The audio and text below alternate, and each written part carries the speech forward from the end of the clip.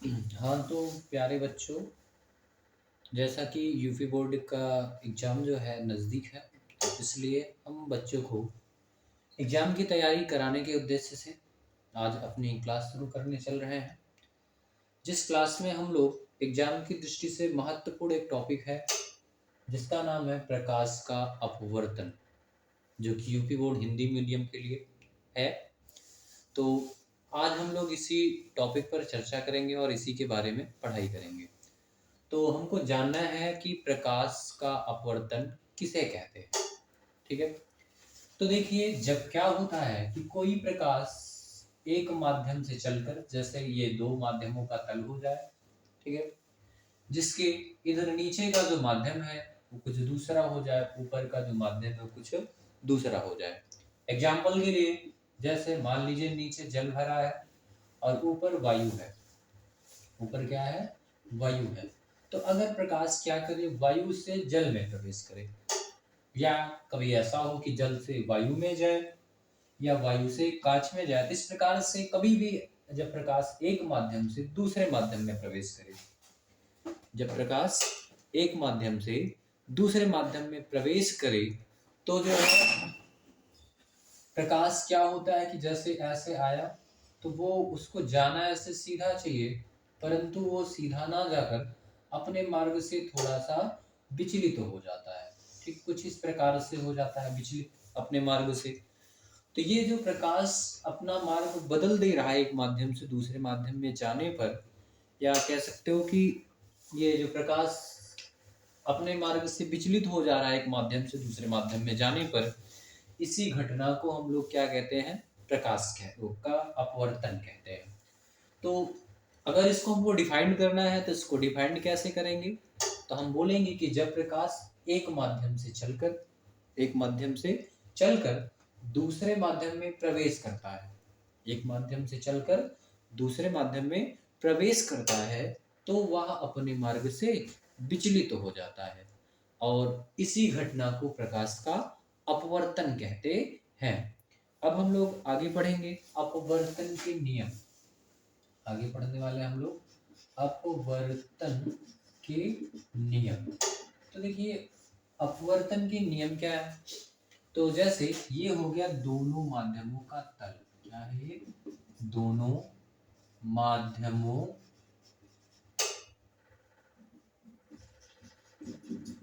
का तल, ठीक? जिसमें से ऊपर का जो माध्यम है पहला माध्यम है और नीचे जो माध्यम है वो दूसरा माध्यम है। तो अब हम लोगों को पढ़ना है अपवर्तन के नियम। तो देखिए, ये आपका दोनों माध्यमों का तल हो गया और ऊपर का जो माध्यम, ये पहला माध्यम मान लिए हम, और नीचे जो है वो दूसरा माध्यम है, ठीक? और इस पर हम जो है एक प्रकाश की किरण को ऐसे आपतित कराए, ठीक है? और उसको जाना इस प्रकार से सीधा चाहिए था, परंतु वो सीधा ना जाकर इधर की ओर ऐसे थोड़ा सा झुकती हुई आगे चली गई। इधर की ओर झुकती हुई थोड़ा सा आगे चली गई। तो इस बिंदु पर जहां पे ये प्रकाश की किरण आया है, जिसको हम बोलते हैं आपतन बिंदु। क्या बोलते हैं इस बिंदु को? आपतन बिंदु कहते हैं। और यहाँ पे एक अभिलंब खींच दे रहा है, जो कि इस तल के साथ सदैव लंबवत होता है, ठीक? तो इसका नाम क्या होता है? अभिलंब होता है। अभिलंब होता है। और ये जो किरण है, जो इस बिंदु की ओर, कौन से बिंदु की ओर? आपतन बिंदु की ओर आई है, इस किरण को हम बोलते हैं आपतित किरण। क्या बोलते हैं इसको? आपतित किरण कहते हैं। और यहाँ क्या हुआ? कौन सी घटना घटी? अपवर्तन की घटना घटी, जिसकी वजह से प्रकाश क्या हुआ? जिस मार्ग पे इसको जाना चाहिए था, उस मार्ग को छोड़कर दूसरे मार्ग पे जाने लगा, अर्थात अपने मार्ग से विचलित हो गया है। इस घटना को हम अपवर्तन कहते हैं। और अपवर्तन के बाद ये जो किरण मिली है, ये अपवर्तित हो चुकी है, इसलिए इस किरण को हम कहते हैं अपवर्तित किरण। अपवर्तित किरण कहते हैं। और अविलंब और आपतित किरण के बीच यहाँ पे जो कोण बनता है, इस कोण को बोलते हैं आपतन कोण, जिसको आप आई से लिखते हो।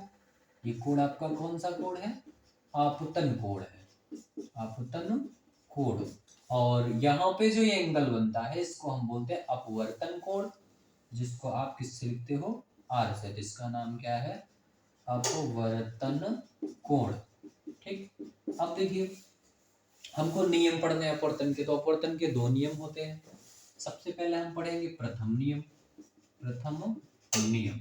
अब देखो प्रथम नियम होता क्या है, देखो ये जो है, ये लाइन जो है, ये माध्यम का तल है, जिसके नीचे एक माध्यम है और ऊपर दूसरा माध्यम है। ठीक, तो अब जो है जब प्रकाश एक माध्यम से चला दूसरे माध्यम में आया तब अपने मार्ग से विचलित हो गया।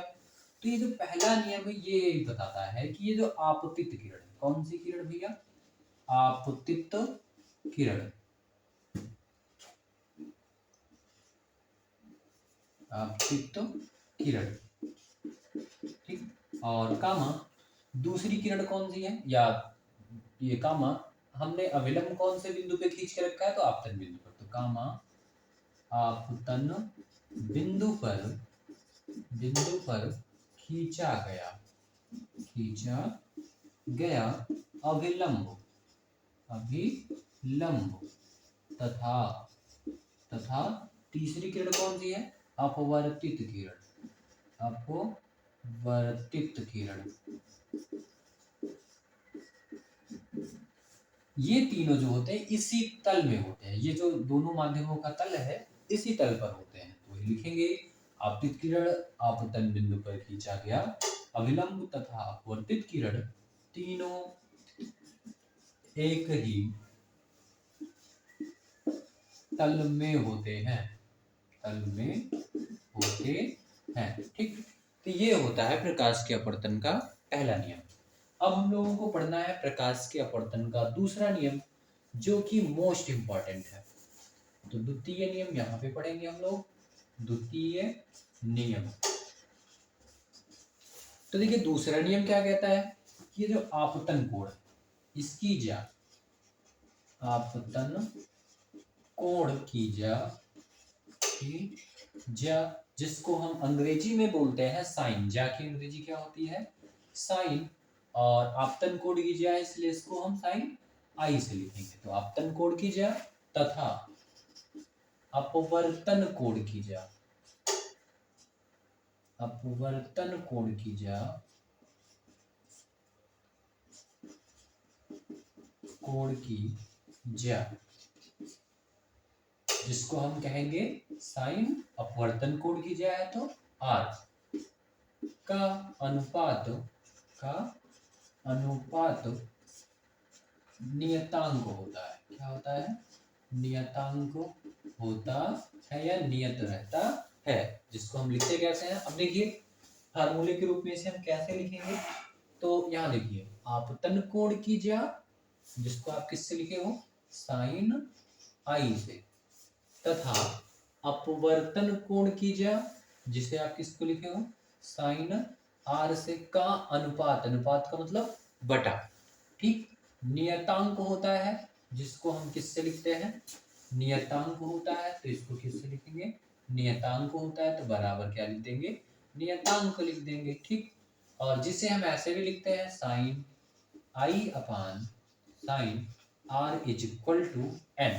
ठीक, और ये जो यन है वो पहले माध्यम के सापेक्ष दूसरे माध्यम का अपवर्तनांक होता है, जिसको हम ऐसे लिखते हैं 1n2 करके लिखते हैं। ठीक, और ये 1n2 यानी कि जो पहले माध्यम के सापेक्ष दूसरे माध्यम का अपवर्तनांक होता है, इसके बराबर होता है पहले माध्यम में प्रकाश की चाल, पहले माध्यम में प्रकाश की चाल बटे दूसरे माध्यम में प्रकाश की चाल। तो यहाँ से अगर हम चाहें तो माध्यम के सापेक्ष अपवर्तनांक को डिफाइंड भी कर सकते हैं। कैसे, पहले माध्यम में प्रकाश की चाल तथा दूसरे माध्यम में प्रकाश की चाल, इस बटे को बोलते हैं अनुपात, के अनुपात को पहले माध्यम के सापेक्ष दूसरे माध्यम का अपवर्तनांक कहते हैं। ठीक, फिर उसके बाद ये जो होता है ये बराबर होता है दूसरे माध्यम का अपवर्तनांक बटे पहले माध्यम का निरपेक्ष अपवर्तनांक, दूसरे माध्यम का निरपेक्ष अपवर्तनांक बटे पहले माध्यम का निरपेक्ष अपवर्तनांक। यहाँ से हमको एक फार्मूला प्राप्त हो जाता है। और ये जो नियम है ये जो प्रकाश के अपवर्तन का ये जो नियम है, इसे हम क्या कहते हैं? स्नेल का नियम। तो ब्रैकेट में आप लिख सकते हो, इसे क्या बोलते हैं? स्नेल का नियम। ठीक। अब आपसे एग्जाम में अगर पूछता है तो स्नेल का नियम क्या है, तब भी आप क्या लिखोगे? प्रकाश के अपवर्तन का दूसरा नियम बता देना बेझिझक। और जब आपसे पूछा जाए कि प्रकाश के अपवर्तन का नियम क्या है, दूसरा नियम क्या है, तब भी आप इसी को डिफाइन करेंगे। ठीक है। अब हम लोग चलते हैं आगे। जो हमारा अगला टॉपिक है वो है प्रकाश की उत्क्रमणीयता।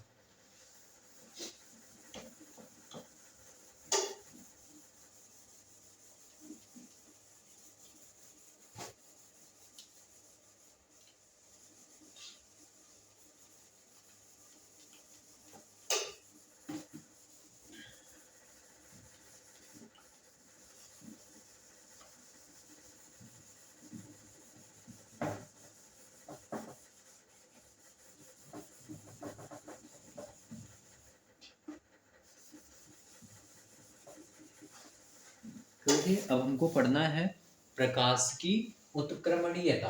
तो देखिए, प्रकाश की उत्क्रमणीयता क्या है? प्रकाश की उत्क्रमणीयता। तो देखिए, उत्क्रमणीयता का मतलब क्या है? एग्जाम्पल लिए, जैसे ये हो गया दोनों माध्यमों का तल। ठीक। और इसमें से प्रकाश आया, इधर गया, और ये पहला माध्यम हो गया आपका, और इससे अपवर्तित होकर वो ऐसे कुछ चला गया, जिसको हम क्या बोल रहे हैं? दूसरा माध्यम कहते हैं। ठीक। और यहाँ पे ये हो गया आपका अभिलंब हो गया, और इस अभिलंब के साथ यहाँ पे बना कोण आपतन कोण आई हो गया, और यहाँ पे अभिलंब और यह अपवर्तित किरण, इसके साथ बना आपतन कोण अपवर्तन कोण क्या हो गया? आर हो गया। ठीक है।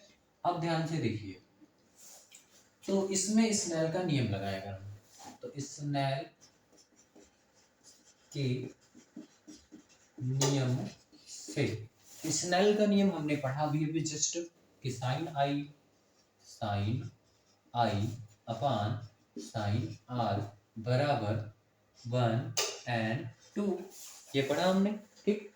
अब ध्यान से देखिए, जब ये प्रकाश पहले माध्यम से छोड़ा गया और दूसरे माध्यम में गया तो यहाँ पे पहुंचा। ठीक। ये सोर्स है आपका जिससे प्रकाश की किरणें निकली हैं, और ये वहां पे है जहां पे, ये वो पॉइंट है जहां पे प्रकाश की किरण पहुंची है। ठीक। अगर हम यही क्या कर दें, सोर्स को इस यहाँ पे रख दें, प्रकाश सोर्स को यहाँ रख दें, तो होता क्या है कि जितने एंगल पर ये प्रकाश यहाँ पे आया, उतने ही एंगल पर अगर हम यहाँ से प्रकाश को छोड़े, ठीक, तो जहां से पहले प्रकाश आता था, अब वही प्रकाश लौट के पहुंच जाता है। इसी घटना को तो हम प्रकाश की उत्क्रमणीयता कहते हैं। उत्क्रमणीयता का मतलब है कि जब प्रकाश को एक बिंदु स्रोत से छोड़ा गया, तो अपवर्तित होकर जिस बिंदु स्रोत पर पहुंचा है, अगर हम वहां से प्रकाश को छोड़े, ठीक है, तो वो अपवर्तित होकर फिर से उस बिंदु पर पहुंचेगा जहां से पहले आता था। अर्थात अगर हम यहाँ से प्रकाश को छोड़ेंगे तो यहाँ पहुंचेगा, और यहाँ से छोड़ेंगे तो यहाँ पहुंचेगा। इसी घटना को हम बोलते हैं प्रकाश की उत्क्रमणीयता। ठीक है। अब जैसे सपोज दैट मैंने क्या किया था, स्नेल का नियम लगाया, कब के लिए? जब प्रकाश कहां से? पहले माध्यम से दूसरे माध्यम में जा रहा था। ठीक है। स्नेल के नियम से जब प्रकाश प्रकाश पहले माध्यम से दूसरे माध्यम में जा रहा हो, तब क्या मिला? Sine i upon sine r बराबर 1/2 मिल गया। ठीक। इसी प्रकार से अब हम ये मान के चलें कि सोर्स यहाँ नहीं, यहाँ पे, तो जब हम यहाँ से प्रकाश को छोड़ेंगे तो प्रकाश ऐसे जाएगा और यहाँ के पहुंचेगा। तो अब हम स्नेल का नियम लगाएंगे, तो जब प्रकाश दूसरे माध्यम से पहले माध्यम में जा रहा हो, पहले माध्यम में जा रहा हो, ठीक, तो स्नेल के नियम से, तो स्नेल के नियम से, तो अब देखो स्नेल ने क्या कहा? आपतन कोण की जाए तथा अपवर्तन कोण की जाए। तो जब प्रकाश इधर से जाएगा तो अब ये कोण कौन सा कोण हो जाएगा? आपतन कोण, क्योंकि अब ये आपतित किरण हो गई। तो इस समय हमको मिलेगा साइन आपतन कोण कितना बनेगा? अब आर मिलेगा, तथा अपवर्तन कोण, तो अब अपवर्तन कोण कितना हो जाएगा? आई हो जाएगा। तो sine r upon sine i is equal to, अब दूसरा माध्यम हमारे लिए पहले का काम करेगा और प्रकाश इस दूसरे से चलकर पहले में जा रहा है, तो पहला माध्यम अब दूसरे का काम करेगा, मतलब जिसमें प्रकाश गया वो दूसरा माध्यम होता है और जिसमें से चल के गया वो पहला माध्यम होता है। ठीक, इसको नाम देंगे समीकरण 1 और इसको अब हम पलटेंगे। इसको क्या करेंगे, पलट देंगे, इसके बटा कुछ नहीं 1 मान लीजिए। तो जब पलटोगे आप तो साइन आई अपान मिलेगा आपको sine r is equal to 1/2n1, इसको नाम दे दीजिए आप समीकरण 2। समीकरण 1 और 2 को ध्यान से देखेंगे तो एक पक्ष आपका बराबर है तो दूसरा पक्ष भी क्या होना चाहिए, बराबर होना चाहिए, अर्थात समीकरण 1 व 2 की तुलना कर देंगे। तो क्या कर देंगे, तुलना से, तो तुलना करेंगे तो ये पक्ष अगर बराबर है इसके, तो ये वाले पक्ष भी क्या होने चाहिए, बराबर होने चाहिए, अर्थात 1 and 2 इज इक्वल टू मिलना चाहिए हमको 1/2n1। ठीक, इसी को हम बोलते हैं प्रकाश की उत्क्रमणीयता, और इसको आप ऐसे भी लिख सकते हो, ये भाग में इधर आएगा गुणे में, तो 1 and 2 into 2n1 is equal to हो जाएगा आपका 1। ठीक, ये होता है आपका प्रकाश की उत्क्रमणीयता। तो आप जल्दी से इसको नोट कर लीजिए।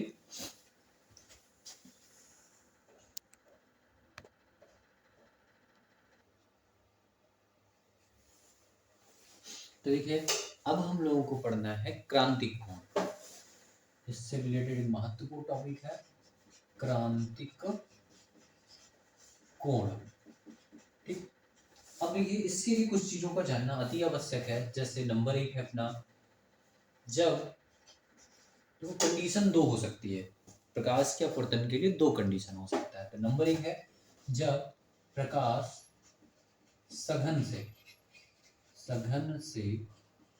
विरल में जा रहा हो, विरल में जा रहा हो। तो देखो, अगर सघन और विरल की बात करें तो ये सघन माध्यम क्या होता है और विरल माध्यम क्या होता है। तो सघन का मतलब होता है कि जिस माध्यम के कण पास पास हो। सघन का मतलब क्या है, जिसके कण क्या हो, पास पास हो, माध्यम के कण पास पास हो। ठीक, तो इसको हम क्या बोलते हैं, सघन माध्यम। और विरल का मतलब क्या होता है, माध्यम के कण दूर दूर हो। कैसे हो, दूर दूर हो। तो जिस माध्यम में माध्यम के कण दूर दूर होते हैं उसको हम कहते हैं विरल माध्यम, और जिस माध्यम में माध्यम के कण पास पास होते हैं उसको कहते हैं सघन माध्यम। एग्जाम्पल के लिए, जैसे एक माध्यम हो जाए जल, दूसरा हो जाए वायु। तो जल के जो कण होते हैं वो पास पास होते हैं वायु की तुलना में, तो जल हो जाएगा आपका सघन माध्यम और वायु हो जाएगा विरल माध्यम। ठीक, यहीं पर अगर हम ले लें जल और कांच, ठीक, तो जल के कण जो होते हैं वायु की तुलना, कांच की तुलना में दूर दूर होते हैं, इसलिए अब जल हो जाएगा आपका विरल और कांच हो जाएगा सघन। ठीक, तो इस प्रकार से जो माध्यम होते हैं वो 2 टाइप के होते हैं, एक होता है विरल माध्यम और एक होता है सघन माध्यम। विरल माध्यम क्या है, जिस माध्यम के कण दूर दूर हो, और सघन माध्यम क्या है, जिस माध्यम के कण पास पास हो। तो कंडीशन क्या है अपनी, जब प्रकाश सघन माध्यम से कहां जा रहा हो, विरल में जा रहा हो, तो क्या होता है, ध्यान से देखिए। तो ये है माध्यम का पृष्ठ जिसके ऊपर विरल है और नीचे क्या है, सघन है। ऊपर तो कौन सा माध्यम है, सघन है, नीचे कौन सा माध्यम है, विरल है। तो जब प्रकाश सघन से कहां जाता है, विरल में जाता है, तो क्या होता है कि ये प्रकाश जब यहां से अपवर्तित होता है तो अभिलंब से दूर हट जाता है। ठीक है, जब प्रकाश सघन से कहां जाता है, विरल में जाता है, तो अभिलंब से दूर हट जाता है। इसका कारण ये होता है कि सघन में प्रकाश की चाल कम होती है और विरल में प्रकाश की चाल ज्यादा होती है। ठीक, तो यहाँ पे V2 इज ग्रेटर देन क्या है, V1 है। तो जब भी V2 इज ग्रेटर देन क्या होगा, V1 होगा, अर्थात प्रकाश सघन से विरल में जा रहा होगा, तब क्या होगा कि प्रकाश अभिलंब से दूर हट जाएगा। ठीक, और इसका उल्टा होता है जब प्रकाश क्या हो रहा हो, विरल से सघन में जा रहा हो, सघन में जा रहा हो, तो ये अविलंब की ओर झुक जाता है। क्यों? क्योंकि यहाँ पे प्रकाश की जो चाल होती है वो विरल सघन माध्यम में कम होती है और विरल माध्यम में ज्यादा होती है। ठीक, अगर आपसे अपवर्तन का कारण पूछा जाए तो सीधा सीधा जवाब देंगे, अलग अलग माध्यमों में प्रकाश की चालों का अलग अलग होना ही क्या कहलाता है, होना ही प्रकाश के अपवर्तन का कारण है। ठीक है, अब हम लोगों को पढ़ना है, अपना जो टॉपिक है वो क्या है, क्रांतिक कोण। तो उसके लिए हम लोगों को ये बात जानना अति आवश्यक था कि सघन से प्रकाश विरल में जाएगा तो क्या होगा, अविलंब से दूर हट जाएगा, और विरल से जब सघन में आएगा तो विलंब की ओर झुक जाएगा। ठीक, तो अब हम एक काम करेंगे, अब हमको ये बात पता चल गया कि जब प्रकाश जो होता है सघन से विरल में जाता है तब विलंब से दूर हट जाता है। ठीक, अगर हम इस कोण को थोड़ा सा और बढ़ाएं तो ये क्या होगा, थोड़ा सा और बढ़ जाएगा और ऊपर जाएगा। ठीक है, ये जो आपतन कोण आपका आई है इसको हम और इंक्रीज करेंगे, बढ़ाएंगे, तो जैसे जैसे ये इधर झुकेगा वैसे वैसे आपका ये ऊपर उठेगा, और एक विशेष आपतन कोण पर क्या होता है, एक विशेष आपतन कोण पर ये देखा गया है कि जो होता है ये जो अपवर्तित किरण है वो इसी माध्यम के पृष्ठ पर प्राप्त होती है, एक विशेष आपतन कोण पर। तो उस समय ये जो आपतन कोण बनता है इस आपतन कोण को हम कहते हैं क्रांतिक कोण, जिसको कि लिखते हैं C से। ठीक, इस समय क्या होता है, अपवर्तन कोण कितने डिग्री का बन जाता है, 90 डिग्री का, और ये माध्यम कौन सा होता है, सघन, और दूसरा क्या होता है, विरल होता है जब ये घटना घटती है तो। ठीक, तो यहाँ पे ये जो आपतन कोण बना है इसी आपतन कोण को हम कहते हैं क्रांतिक कोण। इसको डिफाइन कैसे करेंगे, तो क्रांतिक कोण सी सघन माध्यम में कहाँ बना, ये सघन माध्यम में बना है, तो सघन क्रांतिक कोण सी सघन माध्यम में बना वह आपतन कोण है जिसके लिए विरल माध्यम में बना अपवर्तन कोण 90 अंश का होता है। कैसे डिफाइन करेंगे इसके लिए, तो बोलेंगे सघन माध्यम में, सघन माध्यम में बना वह आपतन कोण, आपतन कोण जिसके जिसके लिए विरल माध्यम में, विरल माध्यम में अपवर्तन कोण 90 अंश का, 90 अंश का होता है, क्रांतिक कोण कहलाता है। ठीक, तो क्रांतिक कोण क्या है, क्रांतिक कोण सघन माध्यम में बना वह आपतन कोण है जिसके लिए विरल माध्यम में बना अपवर्तन कोण 90 अंश का होता है। और इसको किससे प्रदर्शित करते हैं, इसको कैपिटल C से प्रदर्शित करते हैं।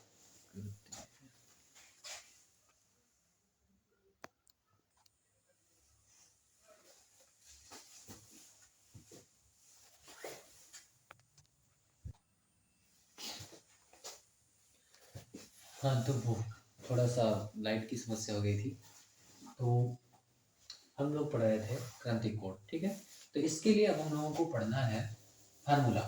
ठीक है, तो फार्मूला क्या है, कभी कभी एग्जाम में पूछता है कि क्रांतिक कोण और माध्यम के अपवर्तनांक में संबंध क्या होता है, प्रदर्शित कीजिए। ठीक है, तो इसको हम ऐसे डिवाइड कहते हैं। अब ध्यान देखिए, इसमें हम लगाएंगे स्नेल का नियम। इसमें क्या लगाएंगे, स्नेल के नियम से।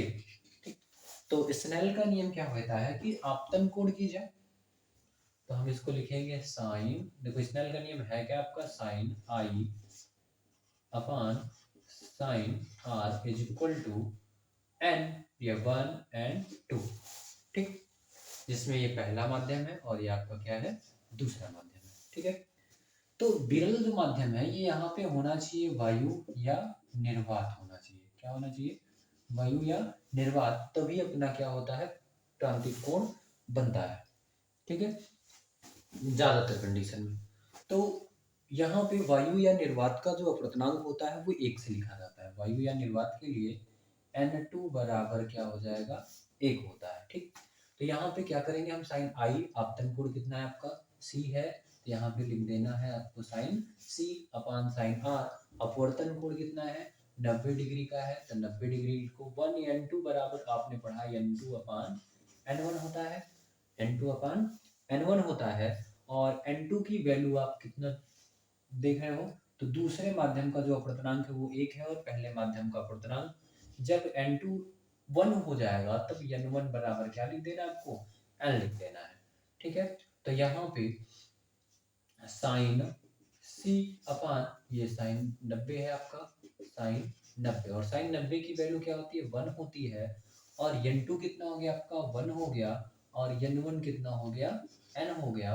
तो इसको पलटेंगे हम तो 1 upon sine c is equal to मिलेगा आपको n। तो ये होता है क्रांतिक कोण तथा माध्यम के अपवर्तनांक में संबंध का फार्मूला। ठीक है, अब आप स्क्रीनशॉट ले लीजिए। इसके बाद हमको पढ़ना है एक टॉपिक पूर्ण आंतरिक परावर्तन। तो चलिए आगे चलते हैं हम लोग।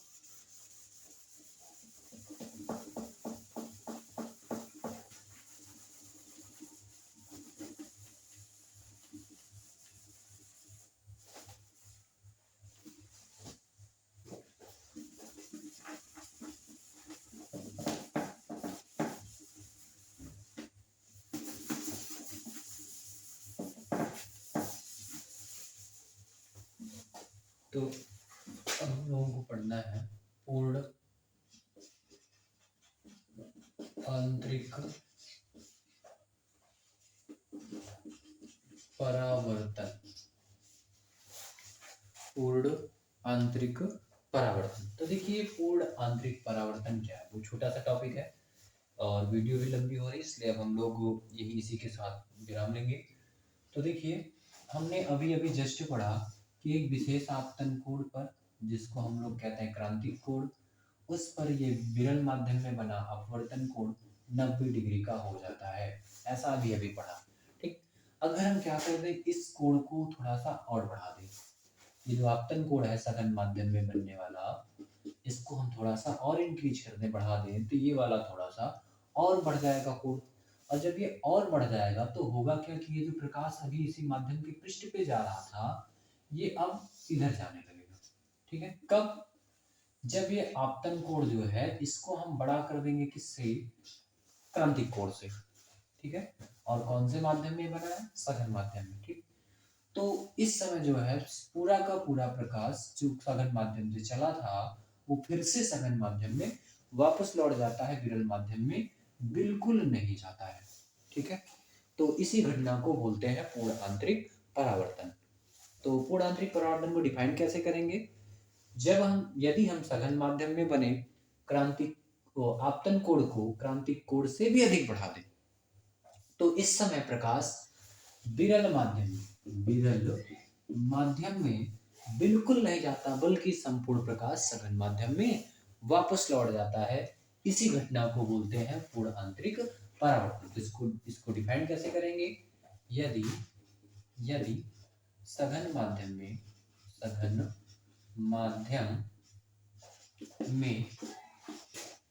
बने आपतन कोण का मान क्रांतिक